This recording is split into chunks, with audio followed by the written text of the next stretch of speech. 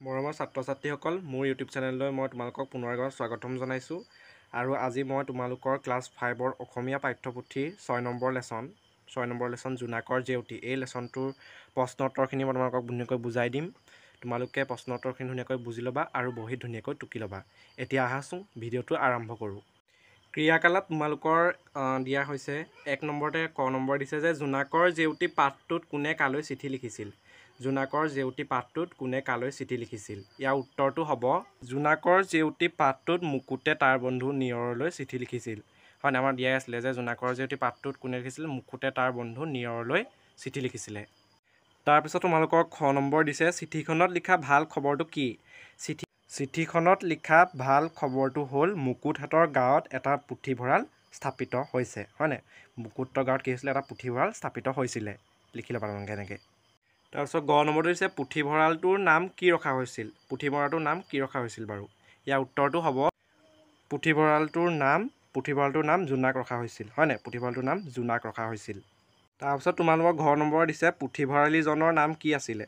এতিয়া পুথিভঁৰালীজনৰ নামটো কি আছিলে বাৰু। ইয়াৰ উত্তৰটো হ'ব পুথিভঁৰালীজনৰ নাম আছিলে নীলকান্ত। হয় নহয়, পুথিভঁৰালীজনৰ নাম কি আছিলে, নীলকান্ত।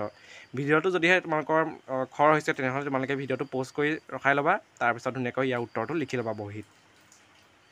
তাৰপিছত দিছে যে পুথিভঁৰালটো কোনে উদ্বোধন কৰিছিল। ঙ নম্বৰ দিছে পুথিভঁৰালটো কোনে উদ্বোধন কৰিছিল। ইয়াৰ উত্তৰটো হ'ব পুথিভঁৰালটো শ্ৰীযুত মাণিক চন্দ্ৰ বৰুৱাই উদ্বোধন কৰিছিল। হয়নে, পুথিভঁৰালটো শ্ৰীযুত মাণিক চন্দ্ৰ বৰুৱাই উদ্বোধন কৰিছিল।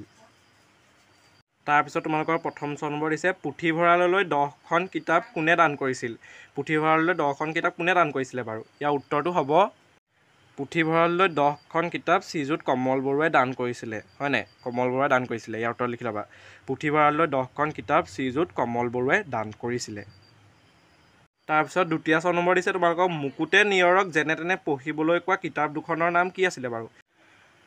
মুকুটে নিয়ৰক যেনে তেনে পঢ়িবলৈ কোৱা কিতাপ দুখনৰ নাম হ'ল বিজ্ঞানৰ সৰু সৰু কথা 1 আমাক দিয়া হৈছিলে, কিন্তু 2 নম্বৰ কিতাপখন কোৱা হৈছিলে যে ইয়াৰ পাৰ্ট 2। গতিকে তোমালোকে পাৰ্ট 2 বুলি নিলিখিবা, তোমালোকে লিখিবা যে বিজ্ঞানৰ সৰু সৰু কথা 2 তেনেকৈ লিখি ল'বা।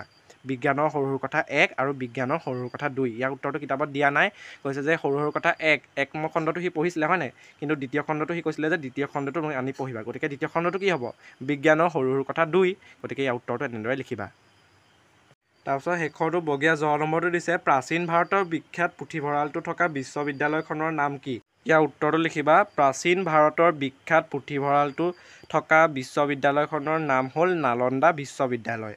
প্ৰাচীন ভাৰতৰ বিখ্যাত পুথিভঁৰাল থকা বিশ্ববিদ্যালয়খনৰ নাম হৈছে নালন্দা বিশ্ববিদ্যালয়। এইটো তোমালোকৰ ইম্পৰ্টেণ্ট, মনত ৰাখিবা, পৰীক্ষাত আহিবই। তাৰপিছত তোমালোকৰ নেক্সট পেজত দিছে যে গামোচাখনত সিঁচৰিত হৈ থকা শব্দবোৰ শিতানুসৰি ভগোৱা। ইয়াৰ এনেকৈ তোমালোকৰ এই গামোচাখনত দি থোৱা হৈছে শব্দবোৰ। তাৰপিছত তোমালোকক তাৰ পৰা বাছি আনি লিখিবলৈ কৈছে। তোমালোকে বহীত লিখি ল'বা, এনেকৈ 4টা ভাগ কৰি ল'বা। তাৰপিছত ইয়াত প্ৰথম দিয়া আছে কিতাপ কি বুলি কয়, লিখোঁতা। হয়নে, তাৰপিছত পঢ়োঁতা, পঢ়াজনক কয় পঢ়োঁতা, ভঁৰাল আৰু য'ত থয় মানে।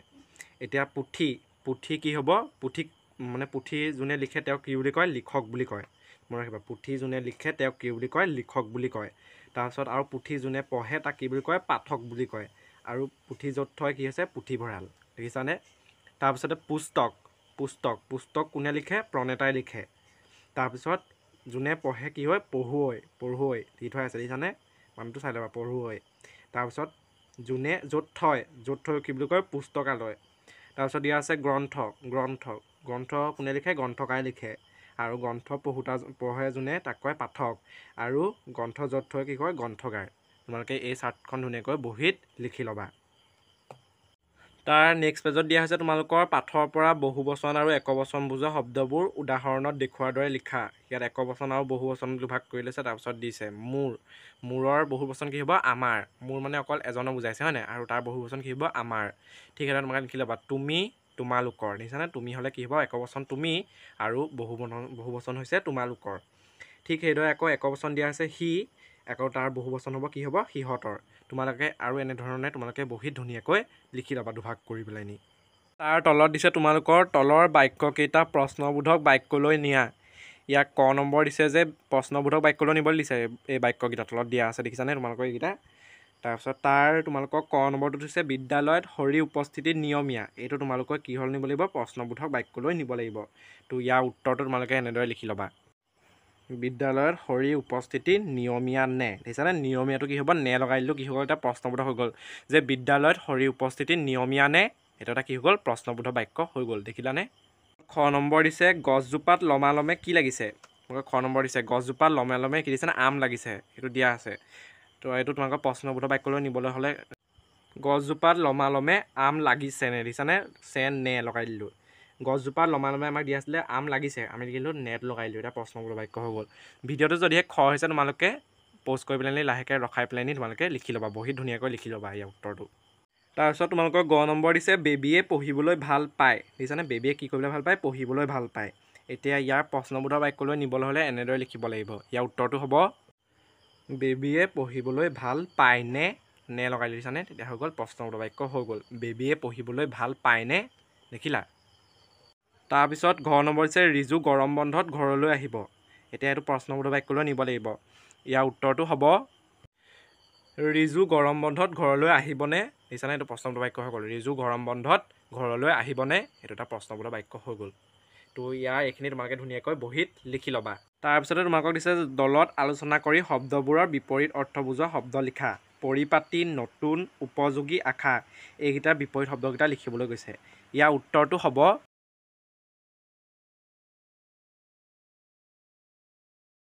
তাৰপিছত কৈছে তলৰ শব্দবোৰেৰে বাক্য সাজা। আৰু এই শব্দকেইটাই তোমালোকক কি কৰিবলৈ কৈছে, বাক্য সাজিবলৈ কৈছে। তোমালোকে বহীত ধুনীয়াকৈ সাজি ল'বা। ইয়াৰ উত্তৰটো হ'ব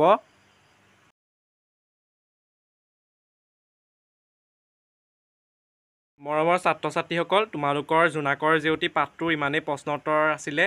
প্ৰশ্নখিনি তোমালোকক মই ধুনীয়াকৈ বুজাই দিলোঁ। আশা কৰোঁ তোমালোকে ধুনীয়াকৈ বুজি পালা। তোমালোকে বহীত ধুনীয়াকৈ লিখি ল'বা। আৰু আজিলৈ আহিছোঁ, ভিডিঅ'টো লাইক এটা কৰি দিবা। লগতে যোনসকলে নতুনকৈ ভিডিঅ'টো চাই আছে তেওঁলোকে ছাবস্ক্ৰাইব কৰি দিবা। আজিলৈ আহিছোঁ, বাই বাই।